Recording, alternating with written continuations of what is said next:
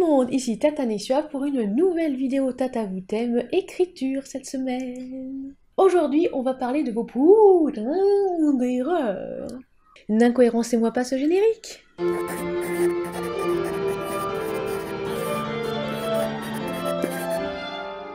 Pour ne louper aucune vidéo, abonnez-vous et activez la cloche. Les erreurs, on parle de quoi? Alors oui, après les perles des comités de lecture, fifiche, beaucoup sont venus me dire « Mais au fait, il n'y a pas un top 10 des erreurs les plus fréquentes que font les auteurs et les autrices ?» Oui, effectivement, il n'y en avait pas encore sur la chaîne. Et vous n'imaginez pas, je devais en parler. Des erreurs les plus fréquentes, mais là ce ne sont pas vraiment des perles, c'est plus, comment on dit, des petits couacs qui reviennent un petit peu souvent. Quelques incohérences, des soucis d'enchaînement. Erreurs de débutants et débutantes. Ah, si vous saviez, même ceux et celles qui ne sont pas débutants et débutantes en font aussi. Donc on en parle. Je n'évoquerai pas dans cette vidéo l'abus de mai puisque j'ai déjà fait une vidéo là-dessus, par ici la fifiche. Ça c'est vraiment effectivement quelque chose qui revient encore et encore. Gérez vraiment votre abus de mai. Donc si vous ne savez pas par quoi commencer niveau correction solo, commencez par vos abus de mai.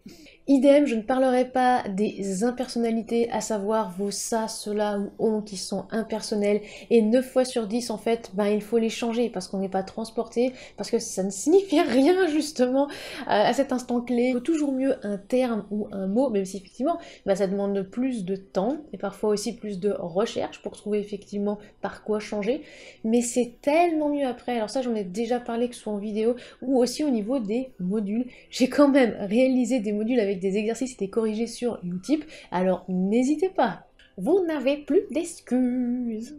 Et c'est parti pour les erreurs les plus fréquentes dans vos récits.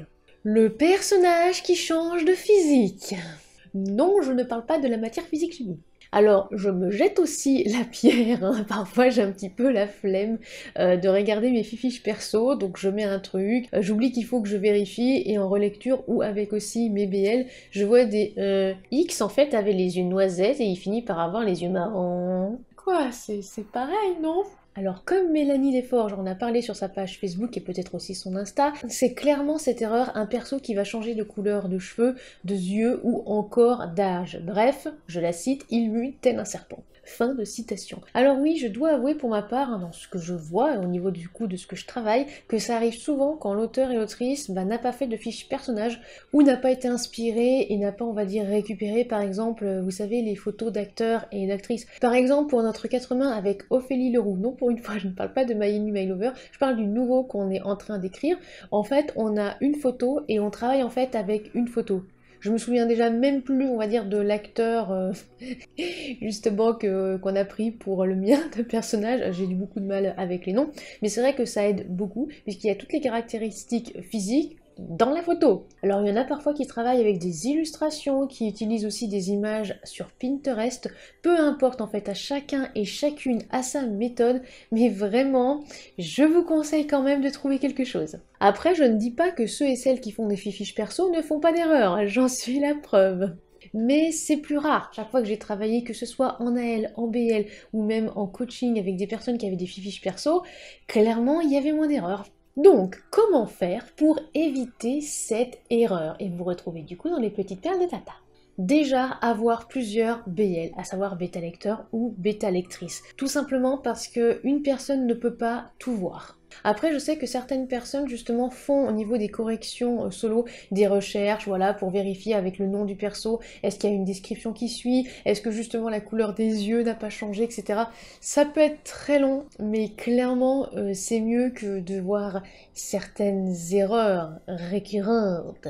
Le changement de nom ou de lieu. Deuxième erreur, la plus fréquente aussi que je vois, un personnage qui change de nom ou d'orthographe de nom. J'ai déjà eu une fois par exemple un Lykiel, donc L-Y-K-I-E-L, qui est devenu Likliel, donc L-Y-K-L-I-E-L,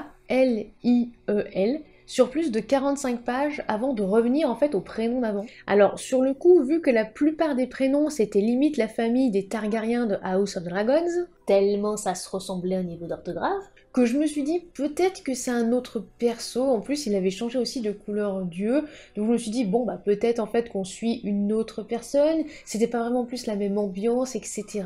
Donc il y a vraiment une agrégation. Et en fait non, après discussion avec l'autrice, c'était bien une incohérence. Alors les villes aussi, faites attention à ça. X par exemple est né à telle ville et vers la fin il dit qu'il est né dans une autre ville parce que suspense, ça va mieux avec ses parents et l'auteur ou l'autrice s'en rend compte que bah oui, il faut aussi changer au niveau du début. Ouais mais bon, personne ne va remarquer un... Ah si, il y a des personnes effectivement qui le remarquent, alors parfois les personnes ne le disent pas aussi, n'oubliez pas qu'il y a ce petit aspect des gens un petit peu hypocrites qui ne vont pas vous le dire mais qui vont en parler à d'autres personnes et après ce sont ces autres personnes qui viennent vous voir en MP et qui disent ah ouais mais au fait tu sais dans le livre de machin là, il y a des incohérences énormes, c'est vraiment affreux, oups. Oui oui oui oui oui oui. Comment faire pour éviter l'erreur? Eh bien notez. Tout simplement notez. Faites-vous une carte ou une fiche personnage ou vraiment prenez des notes, peu importe votre méthode. Si par exemple vous vous rendez compte que le prénom de ce personnage ne vous va pas, pour absolument toutes les raisons possibles et imaginables, on n'est pas là pour juger. Vérifiez bien que vous avez changé le prénom, le nom ou aussi le nom de la ville partout. Ça m'est arrivé récemment puisque dans Alix, justement, elle était dans une ville, je ne vais pas dire effectivement le nom. Le problème c'est que Alix, je l'écris il y a très longtemps. Genre vraiment très longtemps, à savoir j'ai fini l'écriture en 2015.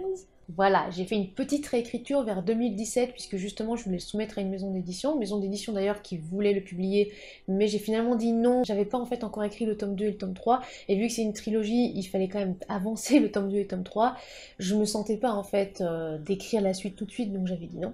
Et entre-temps, eh bien, il y a un ouvrage qui est sorti il y a quelques mois environ, et eh bien, le nom de la ville, c'est le nom que j'avais choisi pour dans Alix. Alors, c'était un nom complètement inventé, hein. Enfin, complètement inventé, en fait, c'était un anagramme d'une ville assez connue, et ben, je me suis rendu compte que quelqu'un aussi, bah, a eu la même idée que moi. Alors, évidemment, ce serait pas du plagiat, puisque je rappelle, encore une fois, une petite vidéo au niveau du plagiat, ce ne serait pas du plagiat si je gardais le même nom. Mais bon, après, je me suis dit, ça pourrait peut-être faire un petit écho, en plus, c'est aussi de la SF, tout comme Alix. Alix, c'est de la SF dystopie.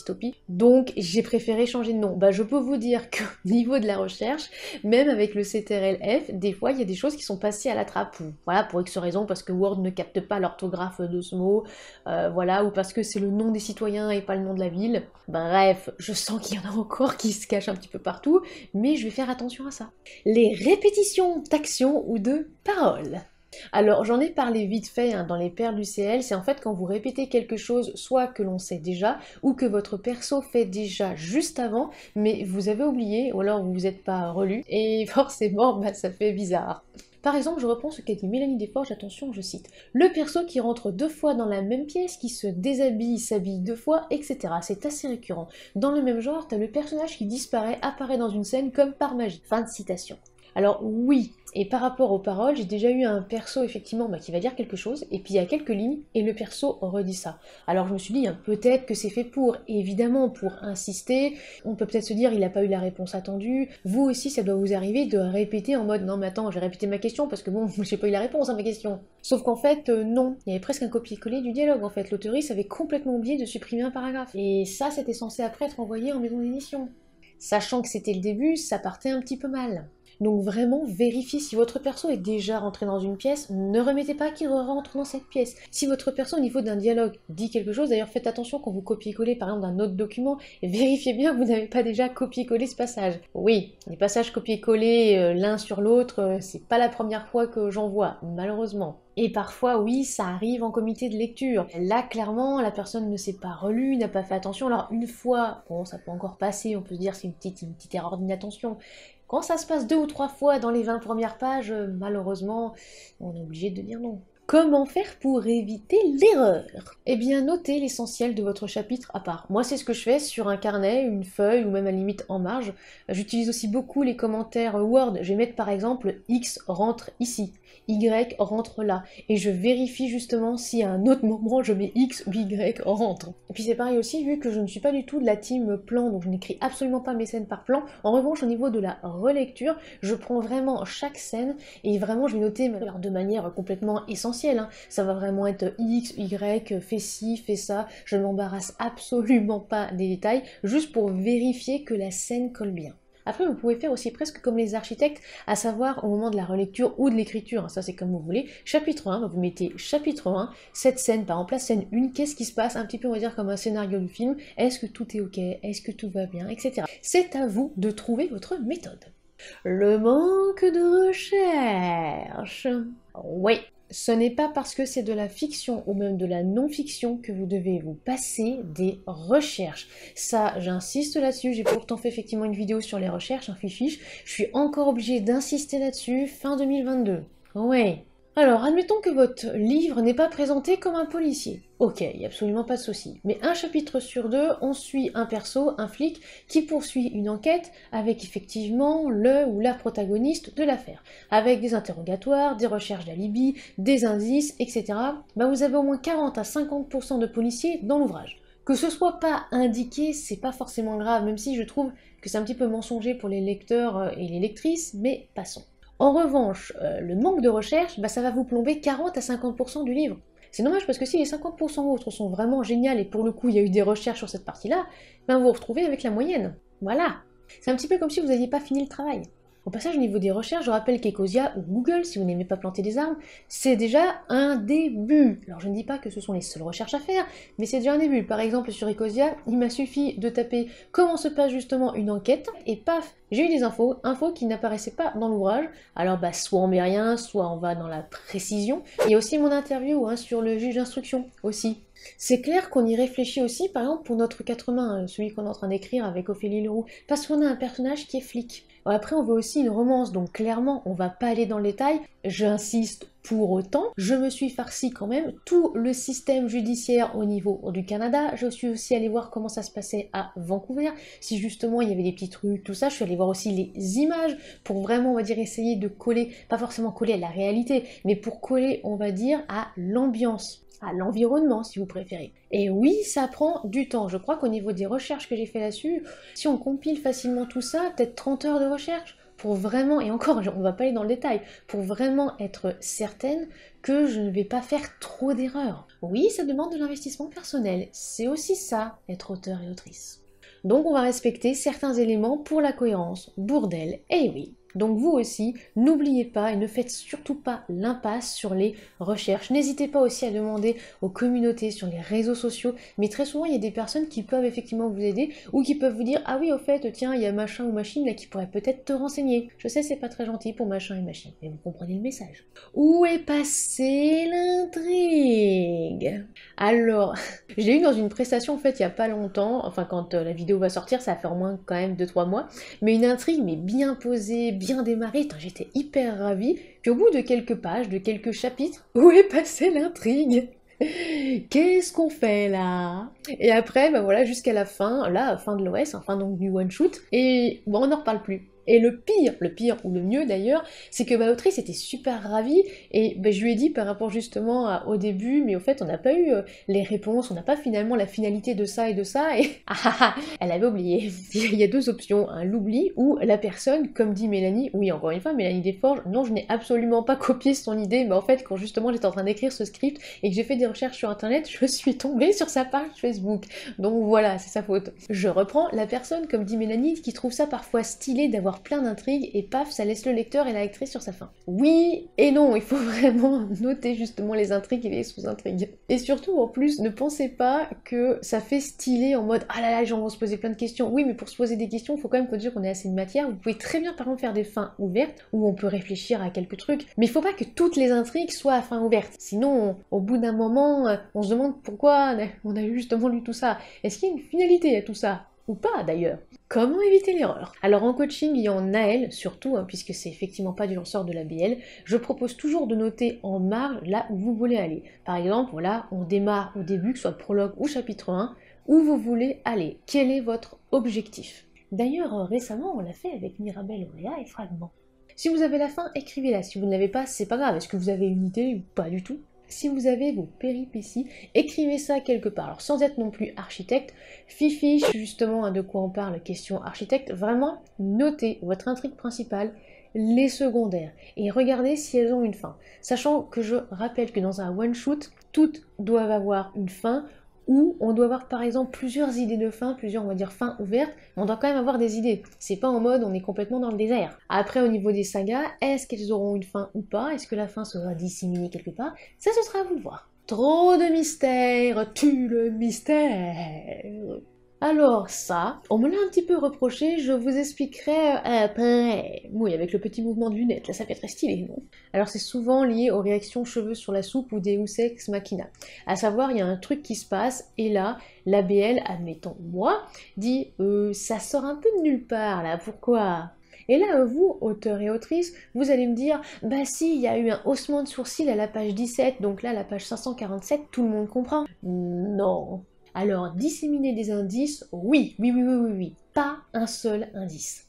Et si en plus c'est au début, bah, va falloir un petit peu en égrener un petit peu comme le petit pousset là. Vous savez, on va déposer des petits cailloux un petit peu tout le long pour qu'à la fin on se dise ah oui, on n'a plus qu'à suivre le chemin.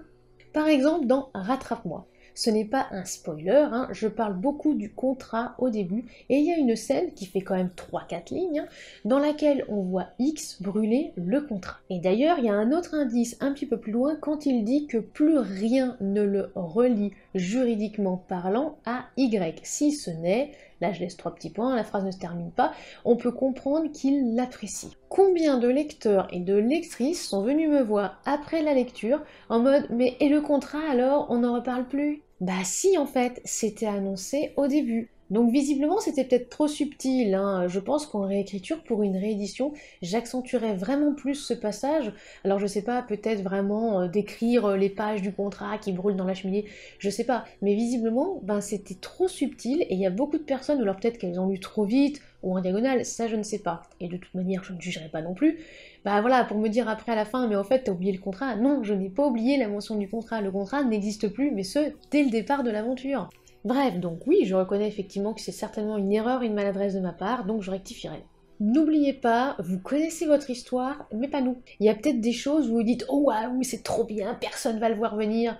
C'est bien, mais lors de la révélation finale, faut que ça nous fasse tilt. Si ça nous fait pas tilt, on va dire « Non, mais là, c'est un cheveu sur la soupe, en fait. C'est Deus Ex Machina, et puis basta. » Autre exemple, dans Alix, ce n'est pas un spoiler non plus, Alix voit un truc, en fait. Elle bouscule quelque chose, elle récupère ce truc, elle le lit et elle le mange.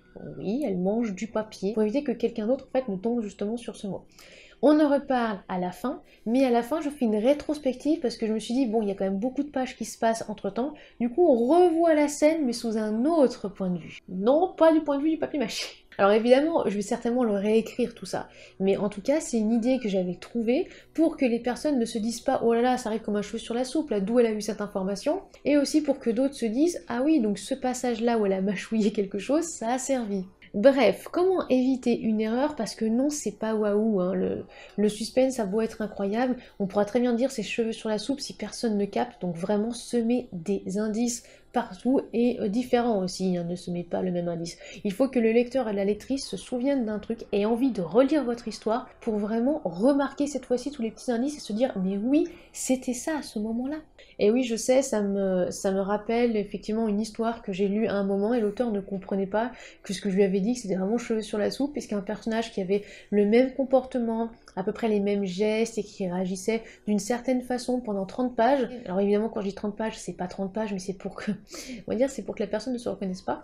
Arrivé vers la fin, le personnage change complètement de comportement, on comprend pas pourquoi, et voilà, fait quelques petits trucs avec sa dague sur tout le monde. Et là, l'auteur me dit, mais si, ça se voyait quand même. Ah bah non, ça se voyait pas. Et après, ah non, mais après la personne est totalement normale, et elle dit, oh, mais c'est bon, hein, vous m'avez gonflé quand même pendant tout ce temps-là, donc vous avez eu ce que vous avez mérité. Vous avez mérité ce que vous avez eu, ouais, c'est peut-être un peu plus français. Clairement, ça n'allait pas en fait. Alors pour lui, c'était le suspense incroyable et c'était waouh. Non, pour moi, je me suis juste dit, en fait, il sait pas quoi faire de ce perso qui est beaucoup trop lisse depuis le début, donc il a fait ça. Bah non, ça va pas. Trop d'insistance, c'est pas bon non plus. Équilibré. Oui, exactement comme cette petite plume là. Elle arrive à tenir quand même sur mon doigt. Alors là, c'est l'inverse, c'est quand vous insistez trop, quand vous répétez mais trop quelque chose, alors que c'est bon, wesh, on a compris. On dirait que je parle comme Dryler, la sort de ce corps. Par exemple, ce sera le narrateur ou la narratrice qui va dire « Cet objet très mystérieux referme un lourd secret, un secret très important. » Et plus loin, le perso qui dit « Ce livre a quelque chose de spécial, je suis sûr qu'il leur renferme un secret. Tu vois, le genre de truc bien waouh. » Oui, alors on a compris en fait. Et vous aurez plus loin le méchant « Je veux ce livre qui referme un secret. » Ouais, alors, au passage, même pour la jeunesse, parce que parfois, il y en a qui me disent « Oui, mais bon, pour la jeunesse, ça peut passer, les répétitions. » Oui et non, faut pas non plus prendre les lecteurs et les lectrices jeunesse pour justement des tardigrades qui sortent de cryogénisation. C'est parfois pénible et chiant, n'en faites pas des caisses, vraiment, soyez subtil, et c'est pour ça que l'équilibrage est pas forcément facile à trouver.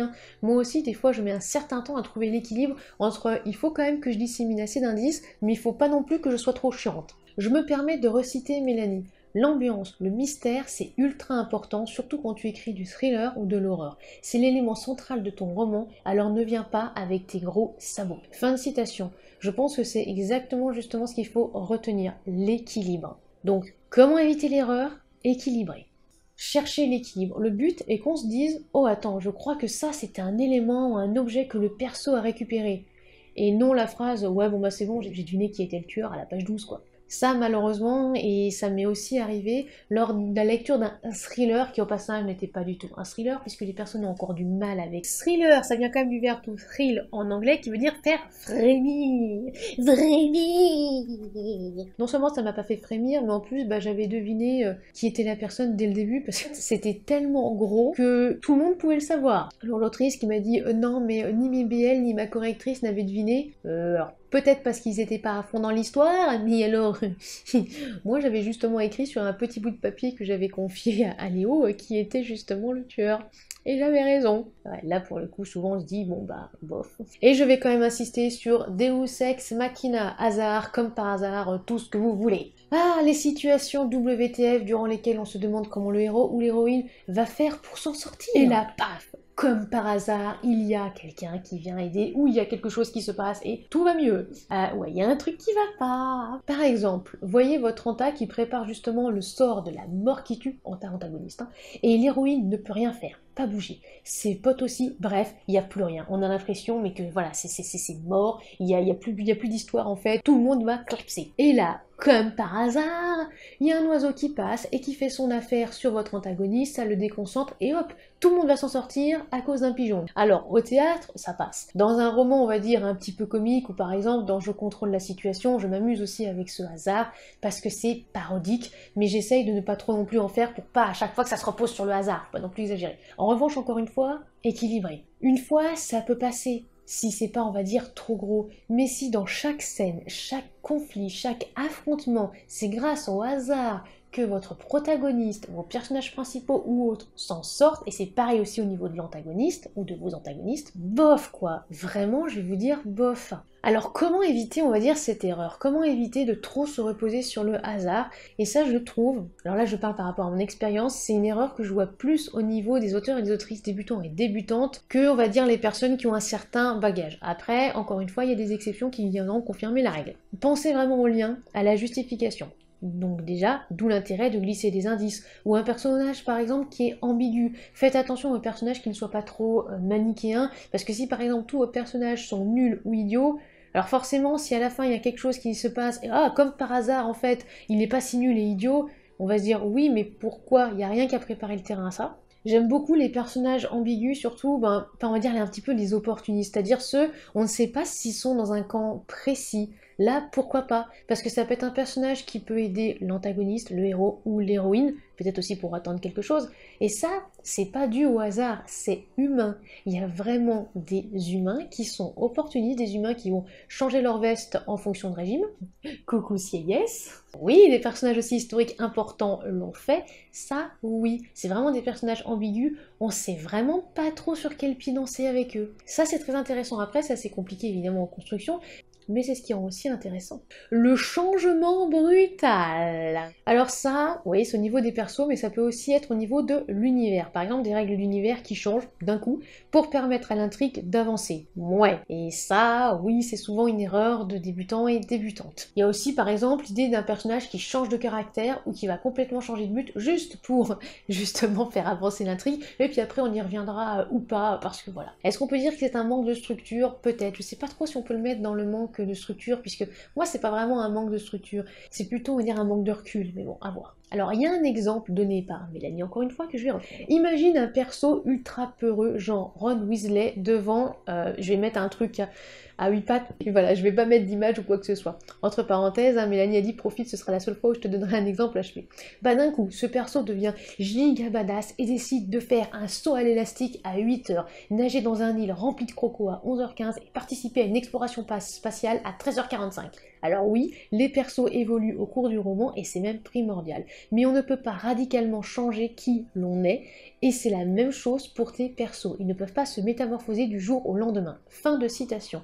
Je trouve que c'est effectivement très précis et en fait elle a tout dit dans quelques lignes. Donc voilà. Ça c'est un problème vraiment que je rencontre souvent. En fait, vers la fin des écrits, l'auteur ou l'autrice se rend compte un petit peu tard que les persos ou qu'un personnage par exemple n'a pas du tout évolué ou n'a pas eu l'évolution qu'il ou elle voulait, et ben là paf, on va mettre justement un truc incroyable pour dire non mais vous avez vu, hein, il a super bien évolué. Oui en fait là ça fait un petit peu un bond exponentiel de la Terre à Titan quoi.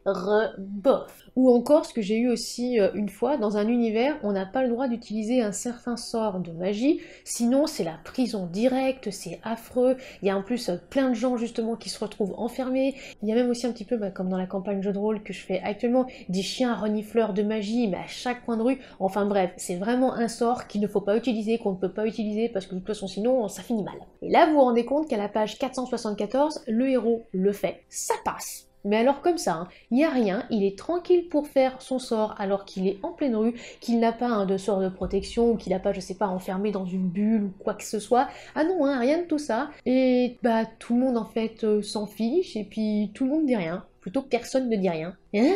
La cohérence, bordel, la cohérence. Ouais, je suis parfois un petit peu désespérée. Et il n'y a pas que ça, hein. C'est vrai qu'au niveau des règles de l'univers, ça peut être aussi au niveau des lieux, des distances, des téléportations ou d'autres mesures, et même parfois aussi dans les jeux. Alors, ce que j'appelle les jeux, c'est par exemple des courses qui vont se passer au niveau de votre univers, que ce soit des courses de vaisseaux ou des courses à dos de certaines créatures que vous avez inventées. Vous donnez justement des règles au début, finalement il y a quelqu'un qui ne respecte pas ces règles, mais ça n'a aucune incidence, alors qu'apparemment, d'après justement le règlement, ça avait une incidence. Du coup, on se demande un peu, eh bien alors pourquoi il y a ça? Comment éviter l'erreur? Eh bien notez, faites des fiches, peu importe. Il y a par exemple des personnes qui font une encyclopédie des règles de leur univers, ou juste qui vont noter les règles de l'univers. Par exemple, moi c'est vrai que je note pas mal les règles de mon univers et je leur attribue en fait des numéros. Et souvent ma relecture, je vais mettre règles de l'univers avec le numéro et je vais vérifier justement si ça correspond et si tout va bien. Pour les personnages aussi par rapport à leur évolution, notez les épreuves ou les évolutions que vous désirez. Je l'ai fait par exemple pour la lignée de Saw. Je voulais une Liz Watson au début renfermée par rapport à un truc qui lui était arrivé. Je la voulais plutôt amère pendant un tome, puis hésitante, vulnérable et enfin aimante et empathique. Avec vraiment on va dire cette évolution. Mais ça vient pas en un paragraphe. Il va y avoir quand même 3 tomes et plusieurs années, pour ne pas effectivement spoiler, pour arriver à ça. C'est pas en un claquement de doigts en fait. Et ça c'est effectivement l'élément que parfois je reproche à certains écrits. En bref, oui vous avez réussi à atteindre la fin de cette vidéo, bravo, je vous applaudis. Alors on fait tous et toutes des erreurs. Voilà, il n'y a pas que les débutants et les débutantes, moi aussi j'en fais. Et c'est pour ça que je compte sur mes BL ou mes fiches, que ce soit personnages ou autres, et aussi sur tous mes tableaux Excel. Le tout c'est de savoir s'entourer de personnes qui sont bienveillantes et aussi de personnes honnêtes, surtout. Entourez-vous de personnes honnêtes, puisque si la personne justement vous dit « Ah non mais ça va, tout va bien, il n'y a absolument aucun problème », personnellement je me méfierais. Il y a toujours quelque chose qui ne va pas, il y a toujours un truc qui ne va pas. Équilibrez vos écrits, vos intrigues, ne vous éparpillez pas. Le tout, c'est de savoir doser, de savoir trouver l'équilibre. N'hésitez pas à prendre par exemple des notes ou à utiliser les marges, peu importe, en fait, chacun et chacune sa méthode. Mais alors voilà, quitte des fois à passer votre ouvrage au stabilo en l'imprimant, peu importe, je sais que c'est parfois extrême, mais dites-vous quand même que les incohérences, c'est dommage. C'est surtout dommage parce qu'on risque d'en parler souvent. Et alors, je dirais, je vais aussi faire une vidéo un jour sur les lecteurs et lectrices qui trouvent des incohérences qui ne sont pas des incohérences. Hein. Oui, parce que oui, bien sûr, hein, c'est pas non plus tout vert en tout vert. Oui, genre le vert, voilà, c'est comme ça. Mais faites de votre mieux. Je pense que je vais finir comme ça, faites de votre mieux. Et gardez la motivation et votre sens de l'humour et faites-vous relire. Vraiment. Là, j'insiste, mais vraiment j'insiste, hein, parce que moi aussi, quand je me relis, je me rends compte que des fois, il y a des choses pas forcément affreuses, mais voilà, il peut y avoir des trucs, genre la petite coquille récente avec émaillé, je crois que c'était comme ça, la voix émaillée, Justine a bien ri. Voilà, il y en a d'autres qui ont bien ri, justement, en me relisant. Merci beaucoup, d'ailleurs, d'avoir remarqué ça, puisque je me suis quand même relue 2 fois et je ne l'avais pas vu. Voilà. Mais c'est pas grave, voilà, ça fait une petite perle comme ça. Alors vraiment, faites confiance à des AL et des BL. En BL, je mets souvent donc des notes en marge, que je vois ou pas, on va dire quelque chose. Si par exemple, ça peut être rien, ça peut être juste une couleur, ça peut être par exemple avec l'harmonie des noms, des prénoms, peu importe, mais en fait, je mets ça en marge, juste pour moi, et parfois aussi ça peut aider l'auteur et l'autrice, qui va parfois se dire, ah non, mais en fait, il y a un souci là, parce que je voulais pas que tu comprennes ça comme ça, ou je voulais pas écrire ça, je ne voulais pas que ce personnage dise ça, ou je ne voulais pas que cette couleur apparaisse là. Bref, c'est vrai que ça peut aussi aider. Donc n'hésitez pas, alors évidemment, si vous avez la possibilité de le faire en BL, de mettre en marge, voilà, des petites notes, des petites choses pour vous. Hein. Par exemple, ah tiens, X c'est la meilleure amie de Y, je le note. Ou alors, tiens, X est marié à Y, et un petit peu plus loin, vous voyez que X est fiancé à Y. Alors, est-ce que c'est fiancé? Est-ce que c'est marié? Est-ce qu'ils sont juste ensemble? Etc. Est-ce que le marié ne veut pas signifier la même chose dans cet univers? Ça aussi, c'est possible. Bref, n'hésitez pas à communiquer. Voilà, c'est la fin de cette vidéo, et j'espère qu'elle vous aura plu. On se retrouve la semaine prochaine pour le journal extralité de décembre, à savoir les sorties littéraires de ce mois. Si vous voulez nous soutenir financièrement parlant, vous pouvez passer sur la page Tatanexua sur Utip ou Tipeee. N'oubliez pas de vous abonner, c'est gratuit, de lâcher un like, un commentaire, et aussi de partager cette vidéo, ça nous fera très plaisir et ça nous aide aussi au niveau algorithme. Et en attendant la prochaine vidéo, soignez votre plume.